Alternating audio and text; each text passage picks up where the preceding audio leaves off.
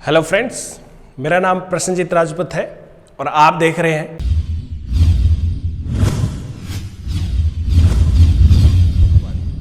Friends.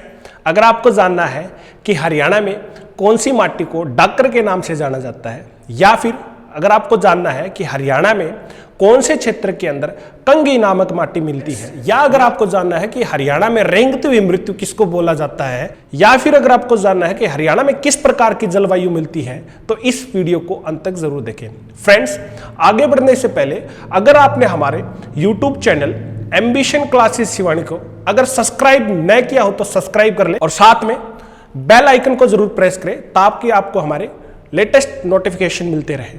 Friends, आज का हमारा टॉपिक है हरियाणा की माटी, जलवायु और ऋतु। फ्रेंड्स, आगे बढ़ने से पहले हम हरियाणा की भौगोलिक स्थिति के बारे में देखते हैं। आपके सामने मैप है, हरियाणा का मैप है, और हरियाणा की मैप की बात करें, सबसे पहले हरियाणा का एरिया की बात करते हैं, क्षेत्रफल की बात करें। किसकी? क्षेत्रफल। तो हरियाणा का क्षेत्रफल कितना है? काफी बार HSSC द्वारा क्वेश्चन पूछा जा चुका है। हरियाणा का क्षेत्रफल कितना है? 44,212 वर्ग किलोमीटर एरिया है हरियाणा का। फ्रेंड्स, याद रखना कि क्षेत्रफल की दृष्टि में हरियाणा कौन से नंबर पे आता है? 21वें नंबर पे आता है। अकॉर्डिंग टू एरिया हरियाणा है वो कौन से नंबर का है? 21वें नंबर का है। याद रखना, अगर तेलंगाना बनने से पहले का डाटा पूछे आपसे, तेलंगाना अगर आपसे क्वेश्चन पूछता कि तेलंगाना बनने से पहले कौन से नंबर पे था, तो आपका आंसर क्या रहेगा? तेलंगाना बनने से पहले हमारा आंसर कितना रहेगा? 20वें में था। कौन सा था? 20वां। ये तेलंगाना बनने के बाद में हम कौन से नंबर पे आ गए? 21वें नंबर पर आ गए। फ्रेंड्स, अगर आप ऑल इंडिया लेवल के अकॉर्डिंग हरियाणा के क्षेत्रफल की अगर परसेंटेज निकालोगे तो according to area all India level पे हरियाणा कितना प्रतिशत है? 1.34% है। यानी कि टोटल जो एरिया है इंडिया का, उसका 1.34% क्या है? हरियाणा का एरिया का। ये क्या थी हमारे पास में? हरियाणा की भौगोलिक स्थिति थी। और क्या था? अगर हम इसकी समुद्र तल से लेवल देखें हरियाणा का, तो समुद्र तल से कितना है? 700 से 900 इतनी ऊंचाई है। ठीक है, आपसे HSSC ने क्वेश्चन पूछा है कि अगर आप ओशन लेवल से बात करोगे तो हरियाणा का लेवल कितना आता है? हमारा आता है 700 से 900 के बीच में आता है हमारा लेवल। और क्या है? और देखो, हरियाणा के अक्षांशीय और देख लेते हैं, अक्षांशीय विस्तार, और एक है देशांतर। इसको बोलते हैं हम लैटिट्यूड और इसको बोलते हैं लॉन्गिट्यूड। अगर हम अक्षांशीय विस्तार की बात करें हरियाणा का, तो कितना है? HSSC ने काफी बार क्वेश्चन पूछा है, कितना है अक्षांशीय है 27 डिग्री 39 मिनट से लेकर 30 डिग्री 35 मिनट नॉर्थ तक। ठीक है, ये कौन सा है? अक्षांशीय विस्तार है। किसके बारे में बात कर रहे हैं हम? हरियाणा के बारे में बात कर रहे हैं। देशांतर की बात करें, अब देशांतर की बात करें तो देशांतर कितना होगा हमारा? अब देशांतर देखते हैं। देशांतर कितना है? 74 डिग्री 28 मिनट से लेके 77 डिग्री 36 मिनट, ये है ईस्ट। ठीक है, ये हमारा हरियाणा का अक्षांशीय और देशांतर विस्तार है। फ्रेंड्स, उसके आगे बात बढ़ते, अगर हमारे यहां पर रेतीला भाग की बात करें, रेतीला भाग की बात करें तो वो कितना है? वो है 25.35। कितना है? 25.35% है। ये रेतीला भाग है हरियाणा के। और पहाड़ी कितना आता है? पहाड़ी है 3.09% पहाड़ी आ जाता है। और इसके अंदर 2% दलदल आता है। कितना परसेंट आता है? दलदल कितना परसेंट है? 2%। और दलदल हमें पता है कहां पर है? ये है सिरसा के अंदर मिलेगा आपको, सिरसा में। और इसको किसके नाम से जानते हैं? इसको नेल्ली के नाम से भी जानते हैं। किसके नाम से? नेल्ली के नाम से जानते हैं। ठीक है, किसके नाम से जानते हैं हम? नेल्ली के बारे में जानते हैं। ये हरियाणा का थोड़ा सा हमने भौगोलिक स्थिति के बारे में एक बार पता किया। और जो शेष बच गया वो कौन सा है? मैदानी भाग आ जाता है हमारा। जितना भी शेषफल बचता है वो सारा मैदानी भाग है। तो फ्रेंड्स अब आगे बढ़ते हैं, शुरुआत करते हैं हरियाणा की जलवायु से। और हरियाणा की जलवायु की बात आए तो एक साइंटिस्ट हुए थे। कौन थे साइंटिस्ट? Doctor Vladimir Koppen. कौन थे? Doctor Vladimir Koppen. अब डॉक्टर व्लादिमीर कोपेन ने हरियाणा की जलवायु को दो भागों में विभाजित किया था। कौन कौन सी थी वो दो भाग? डॉक्टर व्लादिमीर कोपेन के हिसाब से हम बात कर रहे हैं, दो उसमें किया था। कौन सी थी? एक थी आर्द्र उपोष्ण। ठीक है, हमें पता आर्द्र मतलब नमी, उपोष्ण मतलब गर्मी। वो कौन सी है? गर्मी है और उसमें नमी के साथ साथ में गर्मी होती है, वो हमारे आर्द्र उपोष्ण है। और कौन सी थी? एक थी उपोष्ण स्टेपीज। उपोष्ण स्टेपी, ये किसके द्वारा था? व्लादिमीर कोपेन द्वारा। अब व्लादिमीर कोपेन ने, अब यहां पर कई बार कोड वर्ड आता है COW, ये व्लादिमीर ने अपनी स्टडी की थी, उसके अकॉर्डिंग आपके यहां पर उसने कोड वर्ड डाल रखे थे। उपोष्ण स्टेपीज के लिए मिलता है आपको BRHW। BRHW ये उपोष्ण स्टेपीज के लिए मिलता है। अब इसका मतलब क्या है? देखो, हमारे आपको पता है कि आर्द्र उपोष्ण है, इसका मतलब क्या है कि सर्दियों में ज्यादा सर्दी और गर्मियों में ज्यादा गर्मी है। ठीक है, कैसे है हमारी जलवायु? सर्दी के अंदर, सर्दी में ज्यादा सर्दी,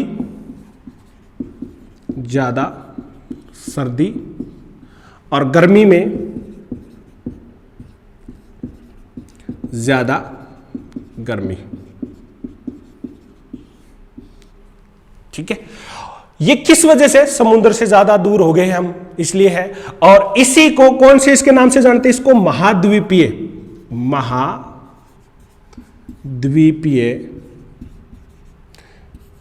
जलवायु। किसके नाम से जानते हैं? महाद्वीपीय जलवायु के नाम से भी जाना जाता है। अब देखो फ्रेंड्स, हरियाणा ने क्वेश्चन पूछा था, हरियाणा HSSC ने क्वेश्चन पूछा था कि हरियाणा की जलवायु किस प्रकार की है। तो हरियाणा ने क्वेश्चन क्या पूछा था कि हरियाणा की जलवायु किस प्रकार की जलवायु मिलती है? तो उसका आंसर पता क्या था? उसका आंसर दे रखा था, तो किस प्रकार की दे रखी थी जलवायु? वो जलवायु थी आर्द्र प्लस में आर्द्र मरुस्थलीय जलवायु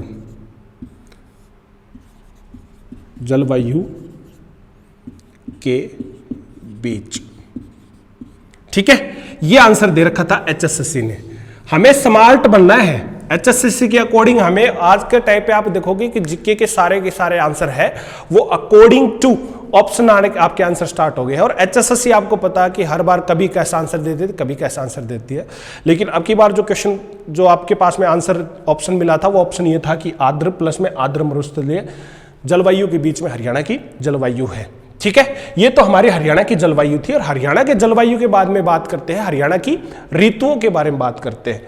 तो आगे क्या है? हरियाणा की ऋतु। हरियाणा की ऋतु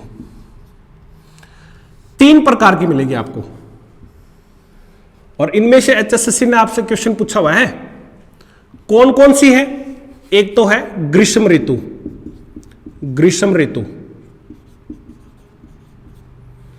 एक है शीत ऋतु, और एक है वर्षा ऋतु। ठीक है, कौन कौन सी है? ग्रीष्म ऋतु है, शीत ऋतु है, वर्षा ऋतु है। अब देखो थोड़ा सा इनके अंदर पढ़ते हैं कि ग्रीष्म ऋतु कब से कब होती है? कब से कब होती है भाई? मार्च से लेके जून तक आपको ग्रीष्म ऋतु मिलेगी। मार्च से जून तक आपको ग्रीष्म ऋतु मिलती है। और एवरेज टेम्परेचर की बात करें, एवरेज टेम्परेचर तो कितना होता है अभी गर्मियों में? 35 डिग्री सेल्सियस एवरेज टेम्परेचर रहता है। लेकिन अगर बात करें मई और जून की, मई और जून में कितना रहता है? 40 से 45 डिग्री सेल्सियस, इससे ज्यादा भी चला जाता कई बार आपका 40 से 45 डिग्री सेल्सियस। आपसे क्वेश्चन पूछा था कि हरियाणा के दक्षिण और दक्षिण पश्चिम भाग में गर्म हवाएं चलती हैं, उनको किस नाम से जानते हैं? तो उनको किसके नाम से जानते हैं? लू के नाम से जानते हैं। लू है ये गर्म हवाएं है जो कब चलती है? ये मई और जून के अंदर चलती है। और कहां चलती है? हरियाणा के दक्षिण व दक्षिण पश्चिम में चलती है। ठीक है, इसमें यानी कि जो हमारा क्षेत्र राजस्थान के बॉर्डर से लगता है वहां पर आपको कैसी मिलेगी जलवायु? आपको गर्म जलवायु मिलेगी। उसके बाद में है शीत ऋतु। शीत ऋतु कब से कब आती है? सितंबर से लेकर मार्च तक शीत ऋतु होती है। कब से कब है? सितंबर से मार्च तक। और एवरेज टेम्परेचर कितना रहता है यहां का इस टाइम पे? एवरेज टेम्परेचर है 12 डिग्री सेल्सियस रहता है। कितना डिग्री? 12 डिग्री सेल्सियस रहता है। लेकिन अगर आप बात करो दिसंबर और जनवरी की, कब की? दिसंबर और जनवरी की बात करें तो ये आपका 4 डिग्री सेल्सियस हो जाता है। और उससे काफी बार कई बार आप देखो कम भी चला जाता है, 4 डिग्री सेल्सियस। हमारे हिसार और नारनौल आप देखोगे कि सबसे ज्यादा गर्म और सबसे ज्यादा ठंडे क्षेत्र के अंदर आ जाते हैं। उसके बाद में कौन सी? वर्षा ऋतु। और वर्षा ऋतु कब आती है? वर्षा ऋतु आती है आपकी अगर बात करोगे तो जुलाई से सितंबर। और एवरेज कितने रहते हैं? एवरेज रहती है 30 से लेके 110 तक एवरेज रहती है। ठीक है ना, इतने आपके यहां पर आप देखो एक वर्षा होती है। एक बात और याद ना कि हरियाणा का मैप की अगर बात करते हैं, हम ये छोटा सा एक हरियाणा का मैप बना लेते हैं एक बारी।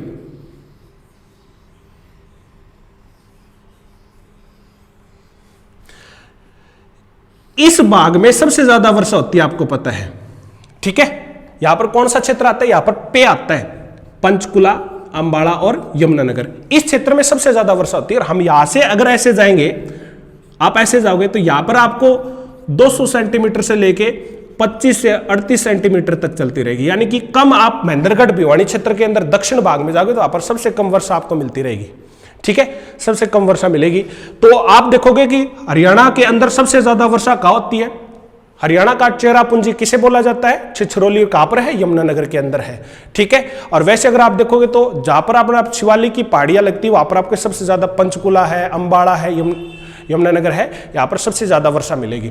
ठीक है, तो ये हमारे पास में कितने थे? एवरेज वर्षा आ गई हमारे पास में। अब आगे बढ़ते हैं। हरियाणा की ऋतु के बाद में बात करें तो हरियाणा की माटी के बारे में पढ़ते थे। हरियाणा की मिट्टी,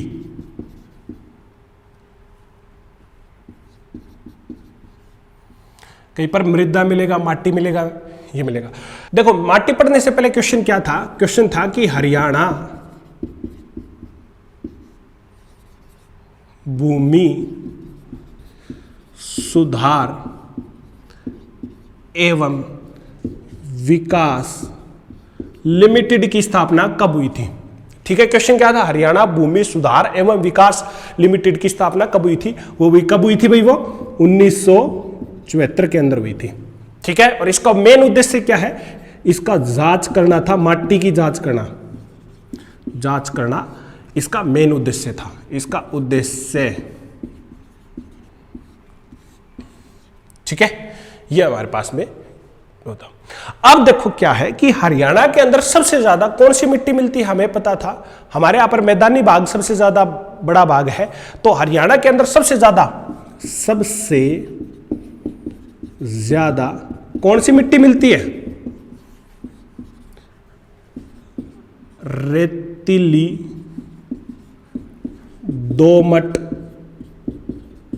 मिट्टी मिलती है। कौन सी? रेतीली दोमट मिट्टी। इसको एक नाम से और जानते हैं, इसको कौन से जानते हैं? हल्की पीली मिट्टी के नाम से क्वेश्चन पूछा हुआ है। जैसे ने हल्की पीली मिट्टी सबसे ज्यादा उपजाऊ होती है, सबसे ज्यादा उपजाऊ है। ठीक है, ये सबसे ज्यादा उपजाऊ होती है। देखो भौगोलिक स्थिति के आधार पे बात करें तो हरियाणा को 4 भागों में बांटा है। हरियाणा को 4 भौगोलिक भाग में बांटा है।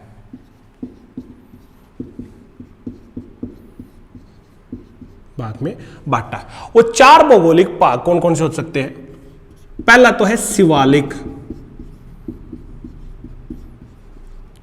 कौन सा है? शिवालिक।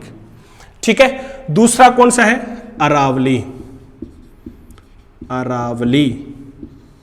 और तीसरा कौन सा है? रेगिस्तान। और चौथा कौन सा है? यमुना प्लस में घग्गर के बीच का मैदान। ठीक है, यमुना और घग्गर के बीच का मैदान। एक बार हम हरियाणा का मैप बना लेते हैं और हरियाणा के मैप में सारा इसको करने की कोशिश करते हैं। हरियाणा का मैप बना लेते हैं।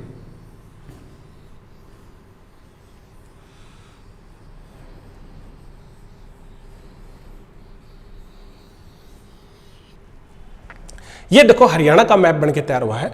और अगर बात करें शिवालिक क्षेत्र की, तो शिवालिक क्षेत्र कौन सा है? ये वाला शिवालिक क्षेत्र हमारे पास में, पंचकुला, अंबाला और यमुनानगर। पंचकुला, अंबाला और यमुनानगर, ये है शिवालिक क्षेत्र, शिवालिक क्षेत्र।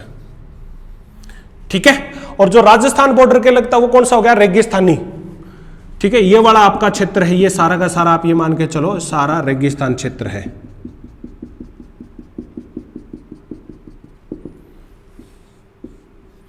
ये रेगिस्तान क्षेत्र है, ये हो गया रेगिस्तान। यहां पर हो गया अरावली क्षेत्र आपका, इस भाग में अरावली क्षेत्र आ जाता है आपका। यहां पर भी नू है, गुड़गांव है, मेवात के अंदर आपका ये भी अरावली क्षेत्र है। कौन सा ये है अरावली। और यहां से आप देखो कि एक घग्गर नदी आती है ऐसे। ठीक है, ये कौन सी नदी है? घग्गर नदी है। और यहां से कौन सी नदी आएगी? ये यमुना नदी आएगी, यमुना नदी आती। और यमुना नदी घग्गर नदी के बीच का जो क्षेत्र है, इसी को हम बेसिकली हरियाणा के नाम से जानते हैं। पुराने आप देखोगे तथ्यों के हिसाब से बात करें तो यमुना और घग्गर नदी के बीच के क्षेत्र को ही हरियाणा बोला जाता है। यह मैदानी भाग है। कौन सा है? मैदानी भाग है। तो आप यहां पर देखो कि यमुना और घग्गर नदी के बीच में कौन सा है? मैदानी। और सबसे ज्यादा आपको पता होगी बाढ़ भी इन्हीं क्षेत्रों के अंदर आती है। यमुना नदी के किनारे ये क्षेत्र है आपके, यहां पर बाढ़ सबसे ज्यादा आती है। ठीक है, बाढ़ सबसे ज्यादा आती है। अब ये देखो मैदानी भाग है ना, मैदानी भाग, मैदानी भाग को मैं दो भागों में डिवाइड कर देता हूं। ठीक है, कौन कौन से? एक तो है समतल, समतल, और एक है तरंगित, तरंगित। एक हो गया समतल और एक हो गया तरंगित। तरंगित मतलब उबड़ खाबड़ होता है। अब समतल के अंदर देखो ये वाला क्षेत्र लेते हैं हम, ये बाढ़ वाला क्षेत्र, इसको हम जलोढ़, कौन सा है? जलोढ़, जलोढ़ या फिर बाढ़। अब बाढ़ सबसे ज्यादा कहाँ आएगी? आप उस सबको पता है कि भी नदी के किनारे है, वहीं पर सबसे ज्यादा बाढ़ आएगी। अब बाढ़ आएगी तो देखो वहां पर क्या होता है कि दो प्रकार की मिट्टी मिलती है हमें। कौन कौन सी मिलती है? एक तो मिलती है बांगड़, एक मिलती है खद्दर। एक मिलती है बांगड़ और एक मिलती है खद्दर। बांगड़ भी मिलता है, बांगर भी मिल जाता है, तो आप इसमें कंफ्यूजन मतलब बांगड़ भी बोल सकते हो या बांगर भी बोल सकते हो। ठीक है, अब बांगड़ कौन सी है?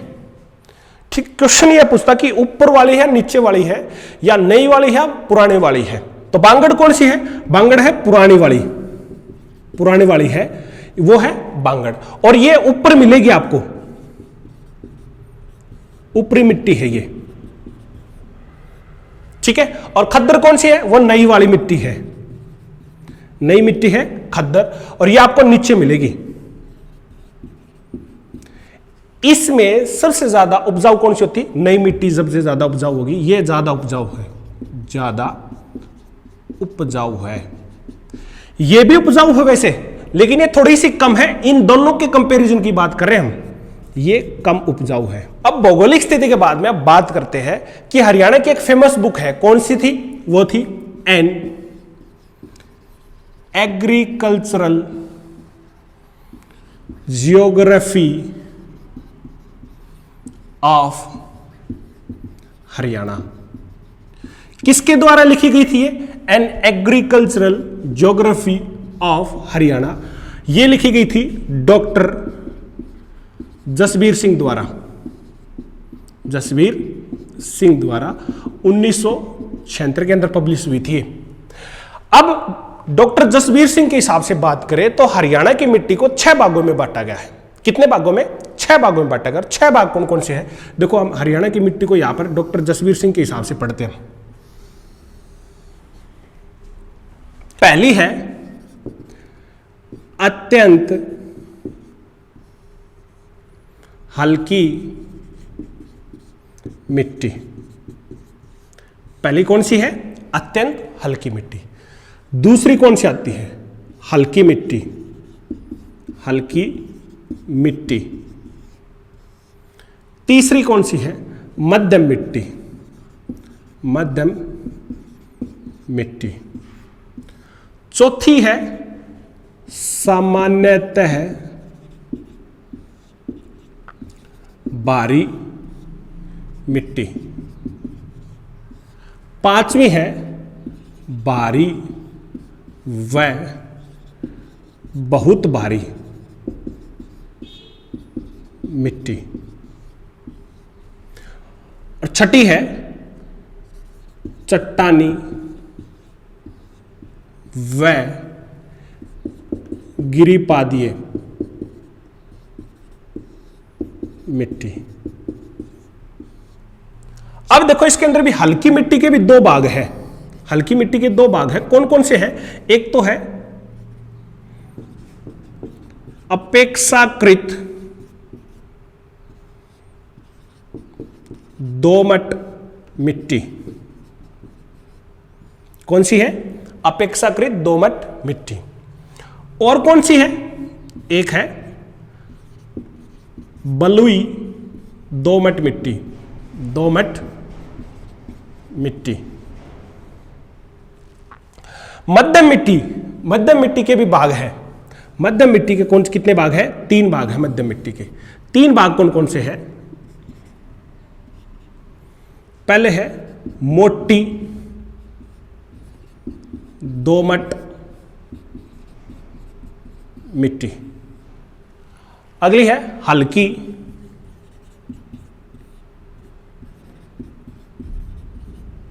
दोमट मिट्टी। और एक है दोमट मिट्टी। ठीक है, ये किसके भाग थे? ये थे मध्यम मिट्टी के। और एक चट्टानी मिट्टी। चट्टानी मिट्टी के भी 3 भाग हैं। चट्टानी मिट्टी के 3 भाग कौन कौन से हैं? एक तो है गिरिपादीय मिट्टी, या फिर चलो गिरिपादीय मिट्टी।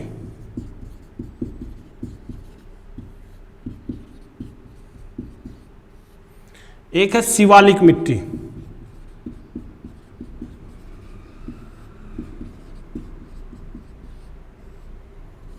और एक है चट्टानी मिट्टी। ये डॉक्टर जसवीर सिंह द्वारा हरियाणा की मिट्टी है उसको 6 भागों में डिवाइड किया गया था। अत्यंत हल्की मिट्टी, हल्की मिट्टी, मध्यम मिट्टी, सामान्यतः भारी मिट्टी, भारी व बहुत भारी मिट्टी, चट्टानी व गिरिपादीय मिट्टी। अब हल्की मिट्टी के भी 2 भाग बनाए हैं, अपेक्षाकृत दोमट मिट्टी, बलुई दोमट मिट्टी। ये हल्की मिट्टी के भाग आते हैं। और मध्यम मिट्टी को 3 भागों में डिवाइड किया। 3 भाग कौन कौन से हैं? मोटी दोमट मिट्टी, हल्की दोमट मिट्टी, दोमट मिट्टी। और चट्टानी मिट्टी को भी 3 भागों में डिवाइड किया है। 3 भाग कौन कौन से हैं? एक तो गिरिपादीय। गिरिपादीय मतलब गिरि मतलब पहाड़ और पादीय मतलब चरणों में, जो पहाड़ों के जो निचले स्तर पे मिट्टी मिलती है उसको बोलते हैं हम गिरिपादीय मिट्टी। शिवालिक मिट्टी और चट्टानी मिट्टी। एचएसएससी ने क्वेश्चन पूछा था आपके, हरियाणा के उत्तर पूर्व में कौन सी मिट्टी मिलती है? तो वहां पर कौन सी मिट्टी थी? पथरीली मिट्टी थी। आप देखोगे उत्तर पूर्व के अंदर शिवालिक क्षेत्र आता है, और शिवालिक की पहाड़ियों में कौन सी मिट्टी मिलेगी आपको? आपको पथरीली मिट्टी ही मिलती है वहां पर। ठीक है, अब थोड़ा सा डिटेल में पढ़ते हैं इनको। डिटेल में पढ़ने से पहले एक थोड़ा सा मैप भी बना लेते हैं साथ साथ में, ताकि हम इसके डिटेल के बारे में पढ़ते रहे। एक हरियाणा का मैप बना लेते हैं हम। हरियाणा का मैप बनाते हैं पहले। ये देखिए हमने हरियाणा का मैप बना लिया, और हरियाणा के मैप के हिसाब से हम पढ़ेंगे। सबसे पहले अगर बात करें, पहली मिट्टी हमने पढ़ी थी अत्यंत हल्की मिट्टी। कौन सी थी? अत्यंत हल्की मिट्टी। अब इस अत्यंत हल्की मिट्टी के बारे में पढ़े तो अत्यंत हल्की मिट्टी में बालू दोमट प्रधान होती है। ठीक है, ये कौन सी प्रधान होती है? इसमें बालू दोमट ज्यादा होती है, बालू दोमट प्रधान होती है, अत्यंत हल्की मिट्टी। कहां मिलती है? ये मिलेगी आपको साउथ ऑफ सिरसा, दक्षिण भाग में, सिरसा के दक्षिण भाग में, भिवानी में, महेंद्रगढ़ में,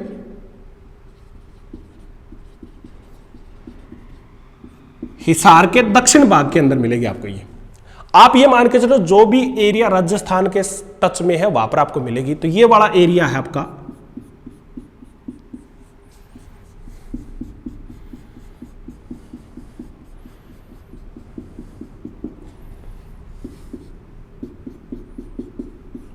इस एरिया के अंदर कौन सी मिट्टी मिलेगी आपको? आपको अत्यंत हल्की मिट्टी मिलेगी, ठीक है। और ज्यादा हल्की मिट्टी है तो आप देखोगे कि सबसे ज्यादा मिट्टी अपर्दन भी इसी के अंदर होता है, सबसे ज्यादा मिट्टी अपर्दन भी इसी में होता है, ठीक है। सबसे ज्यादा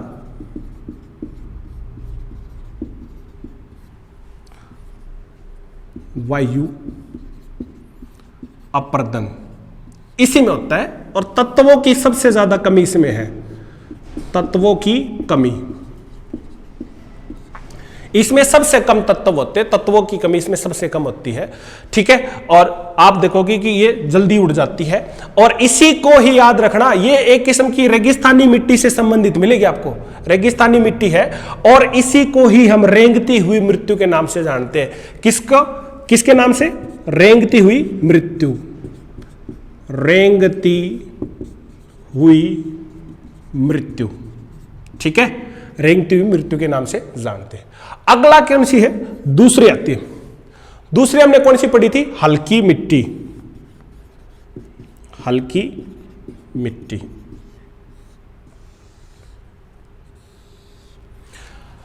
ये कौन सी प्रधान होती है? ये होती है बालू दोमट होती है, प्लस में दोमट का मिश्रण होता है, ये प्लस में दोमट का मिश्रण होता है इस मिट्टी के अंदर। कहां मिलेगी आपको? ये मिलेगी आपको भिवानी का क्षेत्र है, प्लस में झज्जर का क्षेत्र में। आपको भिवानी, थोड़ा चरखी दादरी और झज्जर वाला क्षेत्र में यहां मिलेगी आपको ये वाली। और याद रखना इसको स्थानीय भाषा में, इस मिट्टी को स्थानीय भाषा में, स्थानीय भाषा में किसके नाम से जानते हैं? रोसली के नाम से जानते हैं, रोसली मिट्टी के नाम से जानते हैं इसको। स्थानीय भाषा के अंदर हल्की मिट्टी को किसके नाम से जानते हैं? रोसली मिट्टी के नाम से जानते हैं। आगे बढ़ते हैं। हल्की मिट्टी के बाद में कौन सी आती है? मध्यम मिट्टी, मध्यम मिट्टी, ठीक है। कौन सी है? मध्यम मिट्टी। अब मध्यम मिट्टी कौन सी मिट्टी होगी? देखो, मध्यम मिट्टी के अंदर हल्की प्लस में बारी प्लस में दोमट मिट्टी का, ठीक है, मिश्रण होता है, ठीक है। हल्की प्लस में भारी प्लस में दोमट मिट्टी, तीनों का मिश्रण होता है इसके अंदर। कौन सी? मध्यम मिट्टी। कहां मिलेगी आपको? ये मिलेगी आपको नू, या आप मेवात बोल दो, गुड़गांव, गुरुग्राम, सोनीपत, पानीपत, ठीक है। कहां मिलेगी? मेवात, गुड़गांव, सोनीपत, पानीपत। आप ये देख लो,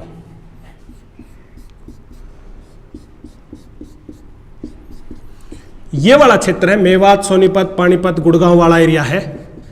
यहां आपको ये वाली मिट्टी मिलती है। कौन सी? मध्यम मिट्टी मिलेगी। अब मध्यम मिट्टी के बाद में अगली मिट्टी कौन सी आती है? सामान्यतः, सामान्यतः बारी मिट्टी। कौन सी है? सामान्यतः बारी मिट्टी आती है अगली। याद रखना, इस मिट्टी को सिल्ट युक्त भी बोलते हैं, सिल्ट युक्त मिट्टी। कहां मिलेगी आपको? ये यमुना के मैदान पे पास मिलेगी, यमुना के मैदान, ठीक है। और यमुना के मैदान के अंदर आपको पता, मैंने पहले बताया था, दो प्रकार की मिट्टी कौन कौन सी, बांगड़ व खद्दर। बांगड़ पुरानी है, खद्दर नई मिट्टी है। ये कम उपजाऊ है,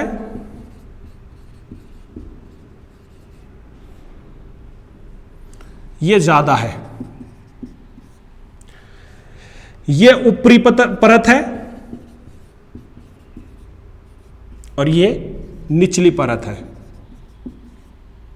देखो सामान्यतः भारी मिट्टी के बाद में बात करें तो अगली मिट्टी कौन सी आती है, अगली आती है भारी मिट्टी। 5वें नंबर पे है भारी मिट्टी। भारी मिट्टी है, इसको एक नाम से वो जानते हैं, इसको डाकर के नाम से भी जानते हैं। किसके नाम से, इसको डाकर के नाम से भी जानते हैं, डाकर के नाम से भी जाना जाता है। और ये डाकर का, ये जगाधरी के अंदर, जगाधरी के अंदर डाकर के नाम से जाना जाता है। ठीक है। इस मिट्टी, ये मिट्टी मिलती कहाँ है, ये हमें मिलती है फतेहाबाद में, फतेहाबाद, थानेसर, जगाधरी। ठीक है। और फतेहाबाद में इसको किसके नाम से जानते हैं, फतेहाबाद के अंदर इसको, जगाधरी में तो डाकर और फतेहाबाद में इसको बोलते हैं सोलर चिक्का युक्त। कौन सी मिट्टी है, सोलर चिक्का युक्त मिट्टी है। ये कहा जानते हैं इसको, फतेहाबाद के अंदर इसको जाना जाता है। ये देखो, ये अपना फतेहाबाद वाला एरिया है।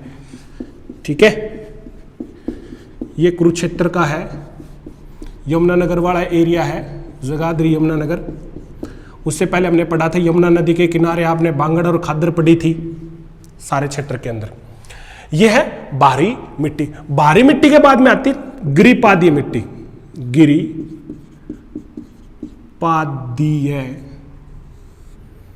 मिट्टी। अब देखो, गिरिपादीय मिट्टी पहाड़ी है, कहां मिलेगी, शिवालिक क्षेत्र में। तो आपका पंचकुला यमुनानगर वाला एरिया है, यहां पर आपको गिरिपादीय मिट्टी मिलती है। इस क्षेत्र के अंदर आपको कौन सी मिट्टी मिल जाती है, गिरिपादीय मिट्टी मिलेगी।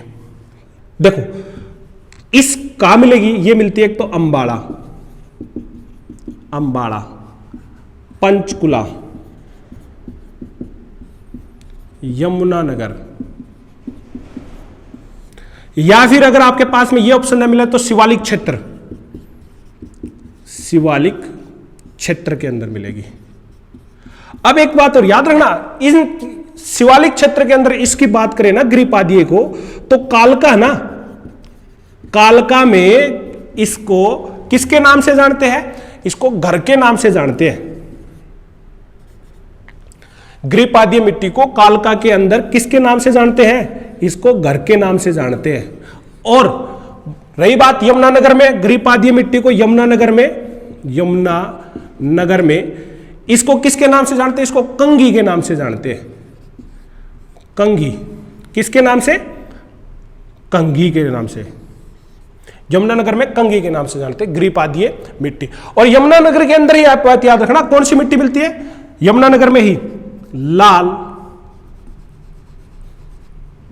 लाल चेस्टनट मिट्टी कहां मिलती है, ये यमुनानगर में मिलती है।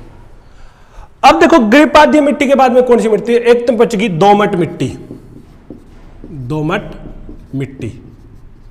अब दोमट मिट्टी कहां मिलेगी, सबसे ज्यादा आपको पता है यहीं पर, यही मिलती है हमें, दोमट मिट्टी मिलती है। कहां मिलती है, ये मिलती है फरीदाबाद, फरीदाबाद, गुरुग्राम, जींद, करनाल, कैथल, सोनीपत, पानीपत। ठीक है। आपको इस वाले क्षेत्र के अंदर, ये सोनीपत, पानीपत, जींद, करनाल, कुरुक्षेत्र, ये वाला एरिया है, ये सारा एरिया आपका कौन सा है, ये दोमट मिट्टी का एरिया आ जाता है। अब दोमट मिट्टी के बाद में कौन सी, हल्की दोमट मिट्टी। तो अब हल्की दोमट मिट्टी हमें कहां मिलेगी? ये मिलेगी अंबाला का दक्षिणी क्षेत्र। और कहां मिलेगी? और मिलेगी हमें गुरुग्राम में, गुरुग्राम का उत्तरी क्षेत्र। और हमें मिलेगी नू के अंदर, नू का उत्तर पश्चिमी क्षेत्र। ठीक है, यहां हमें कौन सी मिट्टी मिलती है? हल्की दोमट मिट्टी मिलती है। हल्की दोमट मिट्टी के बाद में भारी दोमट मिट्टी। कौन सी है? भारी दोमट मिट्टी। अब भारी दोमट मिट्टी कहां मिलेगी? भारी दोमट मिट्टी मिलती है हमें नू और फिरोजपुर जिरका। ठीक है, यहां पर हमें भारी दोमट मिट्टी मिलती है। और एक भारी दोमट मिट्टी के बाद में कौन सी है? अगली है अपेक्षाकृत दोमट मिट्टी। अपेक्षाकृत दोमट मिट्टी ये आपको कहां मिलेगी? ये आपको मिलेगी हिसार, झज्जर, भिवानी, गुरुग्राम। कहां मिलती है? हिसार, झज्जर, भिवानी और गुरुग्राम के अंदर आपको मिलेगी। उसके बाद में कौन सी बस्ती है? उसके बाद में है बलुई दोमट मिट्टी। बलुई दोमट मिट्टी। अब बलुई दोमट मिट्टी कहां मिलेगी आपको? बलुई दोमट मिट्टी ये मिलेगी आपको भिवानी के अंदर मिलेगी और आपको झज्जर के अंदर मिलेगी। का भिवानी और झज्जर। और इसको किसके नाम से जानते हैं? रोसली के नाम से जानते हैं, रोसली। ठीक है, और ये शुष्क भूमि के लिए बेस्ट है, बेस्ट है। ठीक है, शुष्क भूमि के लिए सबसे ज्यादा बेस्ट यही है। अब देखो कुछ क्वेश्चन एचएसएससी द्वारा भी क्वेश्चन पूछे गए हैं। वो क्वेश्चन कौन कौन से थे आपको पता? सबसे पहले एक क्वेश्चन पूछा था कि लाल चेस्टनट मिट्टी कहां मिलती है? लाल चेस्टनट मिट्टी कहां मिलती है? ये मिलती है यमुनानगर के अंदर। ठीक है, और कौन सा था? सोलर चिक्का नामक कठोर मिट्टी कहां मिलती है? कहां मिलेगी भैया? ये आपको फतेहाबाद में मिलेगी, फतेहाबाद और थानेसर और जगाधरी। ठीक है, सोलर चिक्का आपको कहां मिलेगा? जगाधरी। कई बार आपके पास में कैथल भी ऑप्शन आ जाता है। ठीक है, ये कैथल के नाम से। और क्वेश्चन क्या और है? हरियाणा में कितने प्रतिशत लवणीय भूमि है? तो कितने प्रतिशत है भैया? ये 32% लवणीय भूमि है। ठीक है, और केंद्रीय लवणता जांच अनुसंधान केंद्र करनाल के अंदर बना हुआ है, आप सबको पता है। कितने प्रतिशत लवणीय भूमि है? लवणीय भूमि है 32% लवणीय भूमि है। और लवणीय भूमि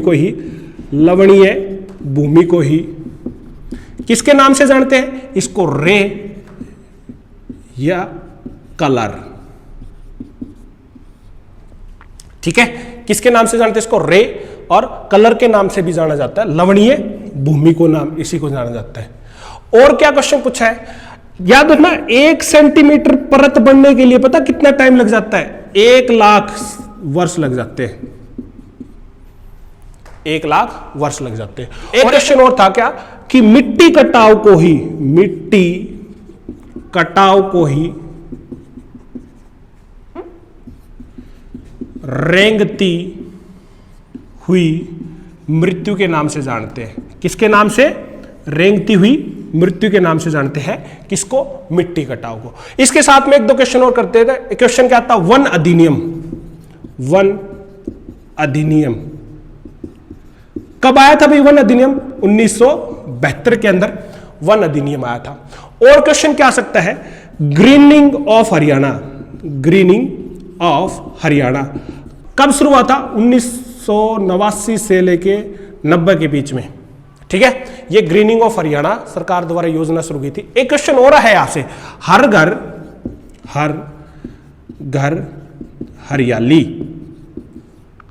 हर घर हरियाली योजना कब शुरू थी? ये 2015 में शुरू हुई थी, 2015 में। एक और लास्ट क्वेश्चन यहां से कौन सा था, राज्य वन नीति कब लागू हुई थी? 2006 के अंदर। तो फ्रेंड्स, आज का हमारा टॉपिक था हरियाणा की जलवायु, मिट्टी और ऋतु के बारे में। आशा करता हूं आपको पसंद आया होगा। अगर आप YouTube पे हमारी वीडियो देख रहे हैं तो हमारे चैनल को सब्सक्राइब जरूर करें और साथ साथ में आपके वैल्यूएबल कमेंट्स जरूर दें। अगर आप Facebook पे देख रहे हो तो हमारे पेज को लाइक जरूर करें और ज्यादा से ज्यादा शेयर करें। आज के लिए इतना ही, धन्यवाद।